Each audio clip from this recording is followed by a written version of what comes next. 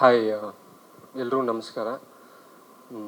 ಬಂದಿರೋಂಥ ಎಲ್ಲ ಮೀಡಿಯಾ ಮತ್ತು family, friends, well wishers, BTS armies ಎಲ್ರಿಗೂ ತುಂಬ ಥ್ಯಾಂಕ್ಸ್ ಬಂದಿದ್ದಕ್ಕೆ. I want to thank everybody I want to thank everybody who's been a part here. So ನನ್ನ ಬಗ್ಗೆ, cinema ಬಗ್ಗೆ, ಆ ಟೈಟಲ್ ಬಗ್ಗೆ ಹೇಳೋಕ್ಕಿಂತ ಮುಂಚೆ ಐ ಜಸ್ಟ್ ವಾಂಟ್ ಟು ಥ್ಯಾಂಕ್ ಮೈ ಟೀಮ್. ಮೊದಲನೇದಾಗಿ ಪ್ರೊಡ್ಯೂಸರ್ ಥ್ಯಾಂಕ್ಸ್ ಹೇಳಬೇಕು. ಯಾಕಂದರೆ ಫಸ್ಟ್ ಸಿನಿಮಾ, ಒಬ್ಬ ಡೈರೆಕ್ಟರ್ಗೆ ಫಸ್ಟ್ ಪ್ರೊಡ್ಯೂಸರು ತುಂಬ ಸ್ಪೆಷಲ್ ಆ್ಯಂಡ್ ತುಂಬ ಇಂಪಾರ್ಟೆಂಟ್ ಆಗ್ತಾರೆ. ಯಾಕಂದರೆ ಲೈಫಲ್ಲಿ ಒಂದು ಫೇಸ್ ಇರುತ್ತೆ. ಆ ಫೇಸ್ನ ಬಂದ್ಬಿಟ್ಟು ಪ್ರತಿಯೊಬ್ಬ aspiring film maker he has to go through it. As opportunities delay, as success delays, ಸುತ್ತಮುತ್ತಲಿರೋರು ಪ್ರತಿಯೊಬ್ಬರು ಅವ್ರ ಮೇಲೆ ಇಟ್ಟಿರೋ ನಂಬಿಕೆ ಕಮ್ಮಿ ಆಗ್ತಾ ಹೋಗ್ತಿರುತ್ತೆ.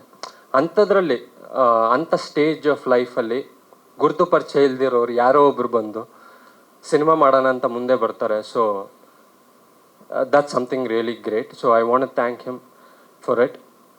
ಅದಾದಮೇಲೆ my co writer Lavanya, who's been a huge support to me, and her contribution has really shaped the story well.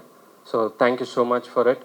My DOP, my editor, more than technicians, they are like my brothers who have really worked hard for the promo and the film. And Sanjay, first time lead ಆಗಿ ಮಾಡ್ತಿದ್ದಾರೆ, and ಅವರು ಸಿಕ್ಕಾಪಟ್ಟೆ efforts ಹಾಕ್ತಿದ್ದಾರೆ ಸಿನಿಮಾಗೆ. So yes, so as a team ಆಗಿ ಎಲ್ಲರೂ ಕಷ್ಟಪಟ್ಟು ಅನ್ನೋದಕ್ಕಿಂತ ಶ್ರಮಪಟ್ಟು ಒಂದು ಒಳ್ಳೆ ಸಿನಿಮಾ, ಇಷ್ಟಪಟ್ಟು ಒಂದು ಒಳ್ಳೆ ಸಿನಿಮಾ ಡೆಲಿವರ್ ಮಾಡೋಕ್ಕೆ ನಾವೆಲ್ಲರೂ ಪ್ರಯತ್ನ ಪಡ್ತೀವಿ.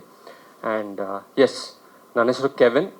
ಸೊ K-pop ಅಂತ ಯಾಕೆ ಇಟ್ವಿ ಅಂದರೆ, ಈಗ K-pop is nothing but Korean pop. ಇದು ತುಂಬ ಡಿಕೋಡ್ ಮಾಡುವಂಥದ್ದು ಏನೂ ಇಲ್ಲ. ಗೂಗಲಲ್ಲಿ ಹೊಡೆದ್ರೆ ಅವ್ರದ್ದು ಪ್ರಿಫರ್ಡ್ ಲ್ಯಾಂಗ್ವೇಜಲ್ಲೇ ಬಂದ್ಬಿಡುತ್ತೆ ವಾಟ್ ಇಸ್ K-pop ಅಂತ. ಸೊ ಈ late 90s early 2000 back street boys ತುಂಬ ಪಾಪ್ಯುಲರ್ ಆಗಿತ್ತು, ಆ ಬಾಯ್ ಬ್ಯಾಂಡ್. ಸೊ ನಮ್ಮ ಕನ್ನಡದಲ್ಲೂ ಒಂದು ಬಾಯ್ ಬ್ಯಾಂಡ್ ಇತ್ತು ಅನಿಸುತ್ತೆ, ಅರ್ಬನ್ ಲ್ಯಾಡ್ಸ್ ಅಂತ. ಚಂದನ್ ಶೆಟ್ಟಿ ಅವರು, ಧ್ರುವ ಸರ್ಜಾ ಅವರೆಲ್ಲರೂ ಇದ್ದರು.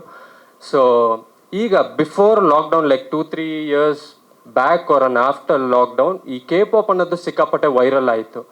ಸೊ ಈ ಸಿನಿಮಾ ಮುಖಾಂತರ K-pop ಅವರ ಇಂಪ್ಯಾಕ್ಟ್ ಎಷ್ಟಿದೆ, ಇಂಡಿಯಾದಲ್ಲಾಗಿರ್ಬೋದು, ಗ್ಲೋಬಲ್ ಲೆವೆಲಲ್ಲಿ ಆಗಿರ್ಬೋದು, ಯಾವ ಮಟ್ಟಕ್ಕೆ ಇಂಪ್ಯಾಕ್ಟ್ ಇದೆ ಅನ್ನೋದನ್ನು ತೋರ್ಸೋಕೆ ನಾವು ಹೊರಟಿದ್ದೀವಿ. ಅದು ಮಾತ್ರ ಅಲ್ಲದೆ ಈ K-pop ಅನ್ನೋ ಎಲಿಮೆಂಟ್ ಮುಖಾಂತರ ಸಾಕಷ್ಟು ವಿಚಾರಗಳನ್ನ ನಾವು ಹೇಳಕ್ಕೆ ಹೊರಡ್ತಾ ಇದ್ದೀವಿ. ಸುಮಾರು ಪಾಯಿಂಟ್ಸ್ ಇದೆ. ಅದರಲ್ಲಿ ಲೈಫಲ್ಲಿ ಬೇಕಾಗಿರೋ 2 ಇಂಪಾರ್ಟೆಂಟ್ ಪಾಯಿಂಟ್ಸ್ನ ಈ ಸಿನಿಮಾದಲ್ಲಿ ಹೇಳಕ್ಕೆ ಹೋಗ್ತಾ ಇದ್ವಿ. ನಮ್ಮ ಡೇ ಟು ಡೇ ಲೈಫಲ್ಲಿ ಆನ್ ಅ ಡೈಲಿ ಬೇಸಿಸ್ ಒಬ್ಬ ಮನುಷ್ಯ ಮಾಡಬೇಕಾಗಿರೋ ಈ 2 ವಿಚಾರ ತುಂಬ important. But we fail to do it, we fail to implement it in our lives. So ಅದನ್ನು ಹೇಳಕ್ಕೆ ಹೋಗ್ತಾ ಇದ್ದೀವಿ. ಸೊ ಎಸ್, ಸುಮಾರು ಲೇಯರ್ಸ್ ಇರೋದ್ರಿಂದ ನಿಮಗೆ ಸಿಕ್ಕಾಪಟ್ಟೆ ಕ್ಯಾರೆಕ್ಟರ್ಸ್ ಬರ್ತಾರೆ. ಶನಿಮಾತ್ಮ ದೇವ್ರು ಅವ್ರೇನು ಮಾಡ್ತಿದ್ದಾರೆ, ಯಮಧರ್ಮರಾಜ ಅವ್ರೇನು ಮಾಡ್ತಿದ್ದಾರೆ, K-pop ಅನ್ನೋ ವರ್ಲ್ಡಲ್ಲಿ ಏನು ಮಾಡ್ತಿದ್ದಾರೆ. So they've all come to teach a lesson to the gen Z crowd. So ಇಷ್ಟು ಹೇಳ್ಬೋದು. ಆ್ಯಕ್ಚುಲಿ ಸುಮಾರು ಜನ ಇದ್ದಾರೆ, but as of now Vishnu ಇದ್ದಾರೆ, ಮ್ಯಾಡ್ ಸ್ಕ್ವೇರ್ ವಿಷ್ಣು ಇದ್ದಾರೆ. ಇನ್ನೂ ಅಫಿಷಿಯಲ್ ಆಗಿ ಕನ್ಫರ್ಮ್ ಆಗಲಿಲ್ಲ, but he's like the story. ತುಂಬ ಇಂಪಾರ್ಟೆಂಟ್ ಪಾತ್ರ. ಇಷ್ಟು ಬೇಗ ಹೇಳಿದ್ರೆ I don't think it will be fair enough from our side. But ಅತಿ ಶೀಘ್ರದಲ್ಲಿ 1 or 2 months will reveal the character. ಒಂದು ಕ್ಯಾರೆಕ್ಟರ್ ಇಂಟ್ರೋ ಥರ ನಾವು ಇದು ಮಾಡ್ತೀವಿ. ಅಂದರೆ ಕೊರಿಯನ್ ನಂಗೆ ಗೊತ್ತಿರೋಂಗೆ ಮೇ ಬಿ 60 to 70% ಇಂಪ್ಯಾಕ್ಟ್. ಅಂದರೆ ಈಗ ನಮ್ಮ ಅಣ್ಣನ ಮಗಳು, ಅವಳು ಬರೀ 7 years old. ಅವಳಿಗೆ BTS ಗೊತ್ತು, ಬ್ಲ್ಯಾಕ್ ಪಿಂಕ್ ಅನ್ನೋ ಇನ್ನೂ ಒಂದು ಬ್ಯಾಂಡ್ ಗೊತ್ತು. ನಾನು ಒಂದ್ಸಲ BTS ಬಗ್ಗೆ ಸುಮ್ಮನೆ ತಮಾಷೆಗೆ ಏನೋ ಹೇಳಿದೆ. ನನ್ನ ಜೊತೆ 2 ದಿನ ಮಾತಾಡಲಿಲ್ಲ. ನಾನು ಸಾರಿ ಕೇಳಿದ್ಮೇಲೆ ಆಮೇಲೆ ಮಾತಾಡಿದ್ಲು.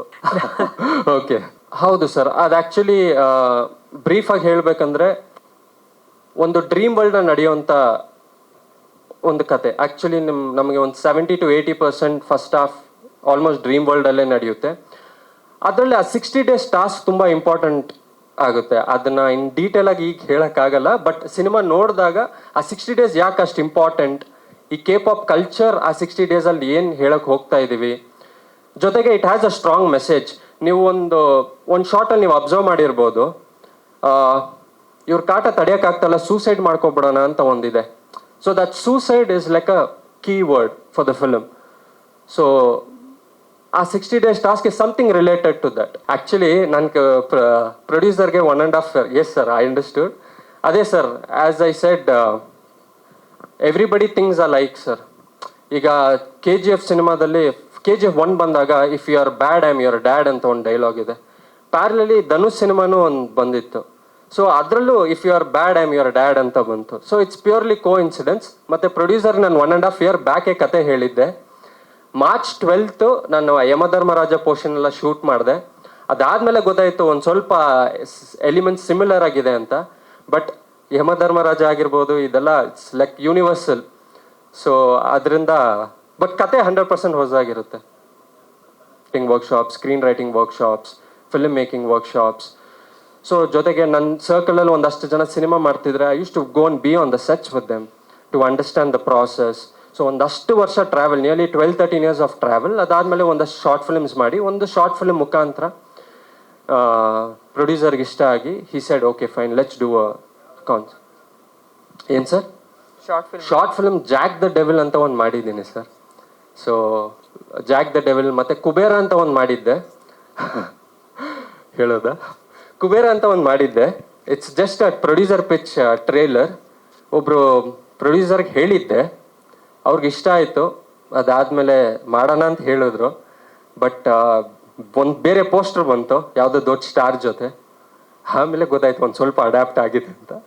So I said no problem ಅಂತ ಒಂದು ಸ್ಮೈಲಿ ಕೊಟ್ಟೆ ಅವ್ರಿಗಷ್ಟೇ. ಸರ್ ಆ್ಯಕ್ಚುಲಿ ಎಸ್, ಅವರು ನೀವು ಹೇಳ್ದಂಗೆ ತುಂಬ ಸೀರಿಯಸ್ ಪಾತ್ರಗಳು ಮಾಡ್ತಿದ್ರು. ಸೊ ನಾನು ಕತೆ ಬರೀಬೇಕಾದ್ರೆ ನಾನು ಆ್ಯಕ್ಚುಲಿ ಇಮಿಡಿಯೇಟ್ಲಿ ನನಗೆ ರಾಮ್ ಸರೇ ಮೈಂಡಿಗೆ ಬಂದರು. ಬಿಕಾಸ್ ಐ ಹ್ಯಾವ್ ಸೀನ್ ಅವ್ರು ಸ್ಮೈಲ್ ಮಾಡೋದು ನಾನು ನೋಡಿದ್ದೀನಿ, ಅವ್ರು ನಗಾಡೋದು ನಾನು ನೋಡಿದ್ದೀನಿ. So I thought there is something else in him. ಆ ಹ್ಯೂಮರ್ ಇದೆ ಅವರಲ್ಲಿ. ಸೊ ಮತ್ತು he's also a good dancer. ನಾನು ಆ್ಯಕ್ಚುಲಿ ಹೇಳಿದೆ, ಈ ಥರ ಹಿಂಗೆ ಡ್ಯಾನ್ಸ್ ಆಡ್ಬೇಕು ಸರ್, ನೀವು ಹೇಗೆ ಮ್ಯಾನೇಜ್ ಮಾಡ್ತೀರಿ? ಇಲ್ಲ ಗೆವಿನ್, ನಾನು ತುಂಬ ಚೆನ್ನಾಗಿ ಡ್ಯಾನ್ಸ್ ಆಡ್ತೀನಿ ಅಂದರು. ಅವ್ರ ರಿಹರ್ಸಲ್ಸ್ ಬಂದಾಗಲೂ ಅಷ್ಟೇ. Then I got to know. So ಅಲ್ಲಿ ಗೊತ್ತಾಯಿತು ನಾನೇನು ಥಿಂಕ್ ಮಾಡಿದ್ದೀನಿ, ಇವ್ರು ಕರೆಕ್ಟಾಗಿರ್ತಾರೆ. So even he like the story very much. So even he is also willing to experiment and see how this go. Complete ಎಲ್ಲ ಥರ ಇರುತ್ತೆ ಸರ್. ಒಂದು ಕಂಪ್ಲೀಟ್ ಬೇರೆ ಶೇಡೇ ಅವ್ರದ್ದು ನೀವು ನೋಡ್ತೀರಾ. And you will enjoy his character sir. You will definitely enjoy his character. ಮತ್ತು dance ಅಷ್ಟೇ, ಒಂದು ಚಿಕ್ಕ ಗ್ಲಿಮ್ಸ್ ಥರ ಕೊಟ್ಟಿದ್ದೀವಿ ಅಷ್ಟೇ. There is lot more dancing that he has to do in the film. ಸರಿ ಸರ್, ನಾನು ಜಸ್ಟ್ ನಿಮಗೆ ನಾವು ಯಾವ ಥರ ಮಾಡ್ಕೊಂಡಿದ್ದೀವಿ ಅಂದರೆ ಸರ್, ಅವರು ತುಂಬ ಖರ್ಚಾಗಿದೆ ಅಂತ ಹೇಳಿದ್ರು. ಸೊ ನಮ್ಮ DOP ಆಗಿರ್ಬೋದು, ಎಡಿಟರ್ ಆಗಿರ್ಬೋದು, VFX ಕಂಪನಿ, ಇವ್ರು ಯಾರು ಚಾರ್ಜ್ ಮಾಡಲಿಲ್ಲ ಸರ್. ಸುಮ್ಮನೆ ಆ್ಯಸ್ ಎ ಟೀಮಾಗಿ ನಾವೆಲ್ಲರೂ ಮಾಡಿದ್ದು. ಈಗ ಸಿಂಪಲಾಗಿ ಹೇಳಬೇಕಂದ್ರೆ ಬರೀ VFXಗೆ ಸರ್ ಒಂದು 45 to 50 lakh VFX ಇದು ನಾವು ಶೂಟ್ ಮಾಡಿರೋದು. But we completed it in just 5 lakhs, 5.5 to 6.5 lakhs V complete ಆಗಿದ್ದು ಮಾಡಿದ್ವಿ. ಬಿಕಾಸ್ ಅಷ್ಟು VFXನ ಮಾಡಬೇಕಂದ್ರೆ ಸಿಕ್ಕಾಪಟ್ಟೆ ಕಷ್ಟ ಆಗುತ್ತೆ. ಆ್ಯಂಡ್ ಸುಮಾರು ಜನ ಹೇಳ್ತಾರೆ ಸಿನಿಮಾ ಮಾಡೋಕ್ಕೆ ದುಡ್ಡು ಬೇಡ, ಐಡಿಯಾ ಇದ್ದರೆ ಸಾಕು ಅಂತ. ಸೊ ಐಡಿಯಾ ಒಂದು ಇದ್ದು ಜೋಬಲ್ಲಿ 10 ರೂಪಾಯಿ ಇಲ್ಲ ಅಂದ್ರೂ ಕಷ್ಟ ಆಗುತ್ತೆ. 100 ರೂಪಾಯಿ ಬೇಕಂದ್ರೆ 100 ರೂಪಾಯಿ ಇಲ್ಲ, ಬಟ್ ಅಟ್ಲೀಸ್ಟ್ 10 rupees ಇಟ್ಕೊಂಡು ರೈಟ್ ಮೈಂಡೆಡ್ ಪೀಪಲ್ ಜೊತೆ ಕೈ ಜೋಡಿಸಿದಾಗ 100% ನಾವು ಯಾವ ಸ್ಕೇಲಲ್ಲಿ ಬೇಕಾದರೂ ಮಾಡ್ಬೋದು with a very limited budget. So this what we did is in a very limited budget. So ಸಿನಿಮಾನು ಅದೇ ರೀತಿ ಹೈ ಸ್ಕೇಲ್ ಆಗಿದ್ರು, ಏನೇ ನಿಮ್ಮ ವಿಜುವಲ್ಸ್ ನೋಡಿದ್ರು it will be in a very limited budget.